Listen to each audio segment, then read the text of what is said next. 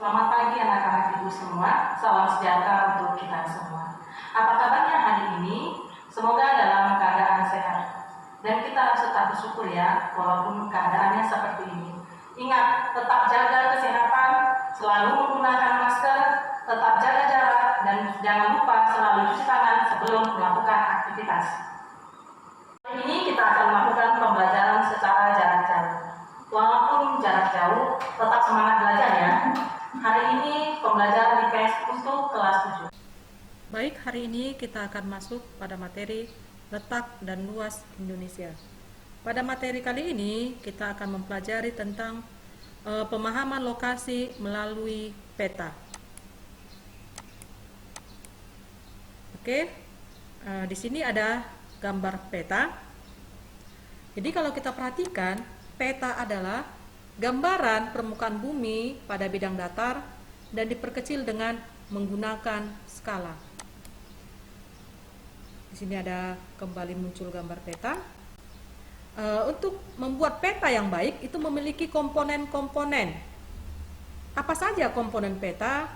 Yang pertama adalah judul peta. Yang kedua adalah skala peta. Yang ketiga, orientasi utara. Berikutnya, yang keempat adalah simbol peta. Yang kelima, garis koordinat.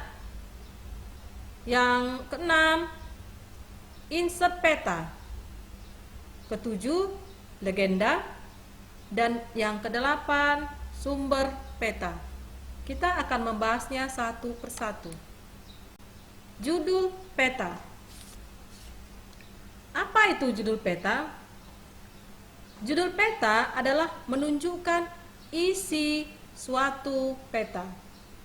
Jadi kalau gambar di depan ini adalah penduduk hidup di bawah garis kemiskinan. Jadi peta ini menunjukkan adalah penduduk yang hidup di bawah garis kemiskinan. Berikutnya adalah skala peta. Skala peta adalah perbandingan antara jarak di peta dengan jarak sesungguhnya di lapangan. Seperti ini. Skala peta itu ada dua. Yang pertama adalah skala angka. Jadi skala angka itu berwujud perbandingan angka. Misalnya 1:10.000. Jika tidak disebutkan satuannya, biasanya dia memiliki satuan sentimeter, sehingga skala angka tersebut dibaca 1 cm di peta sama dengan 10.000 cm di lapangan. Itu skala angka. Yang kedua adalah skala garis. Skala garis biasa juga disebut dengan skala grafis. Jadi skala grafis adalah skala peta yang berbentuk garis dengan ukuran tertentu. Biasanya ada di kolom legenda. Contohnya seperti ini. Selanjutnya komponen peta yang berikutnya adalah orientasi utara. Oke. Biasanya sebuah peta memiliki orientasi arah utara. Bentuknya biasanya seperti tanda panah atau panah seperti ini. Kemudian ada juga yang seperti ini. Selanjutnya simbol peta.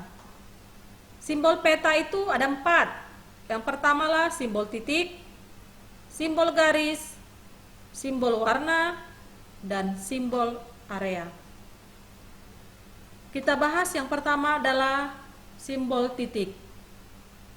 Simbol titik pada peta itu beragam bentuknya. Ada yang berupa lingkaran, bujur sangkar, kemudian segitiga, dan yang lainnya. Lambang-lambang tersebut memiliki arti.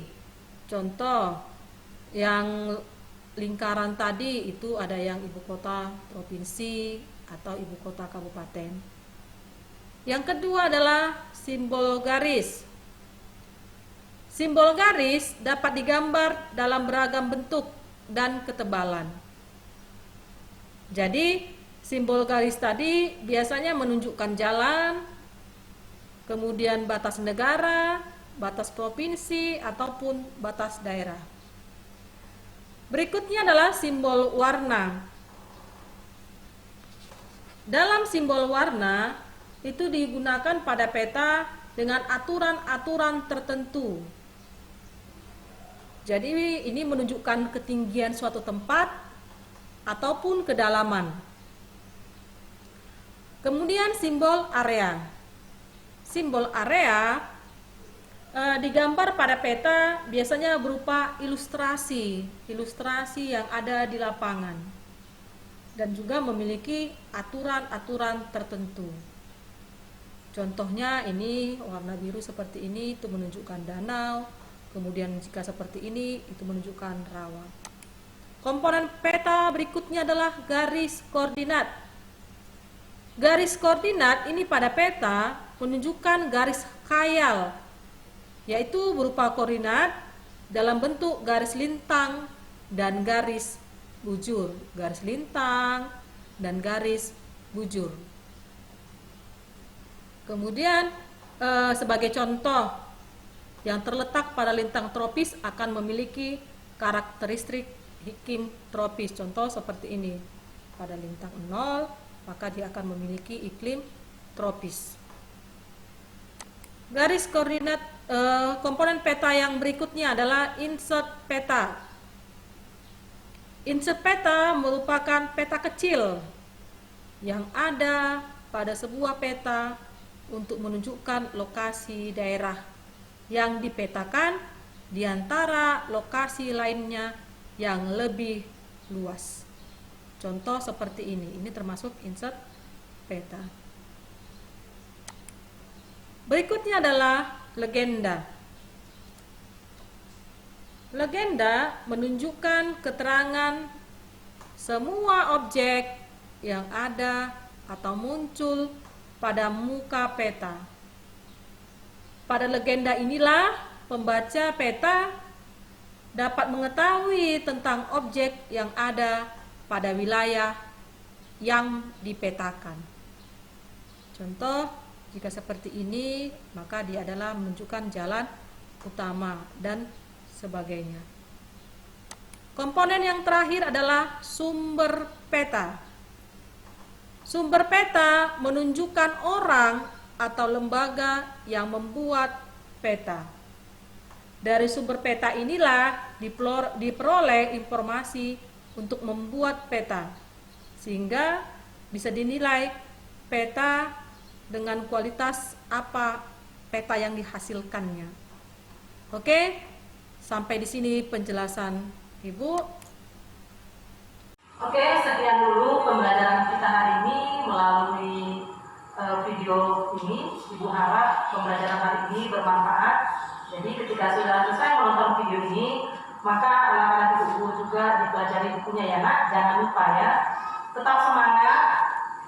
Kita akan bertemu di video pembelajaran berikutnya dan tetap jaga kesehatan. Terima kasih.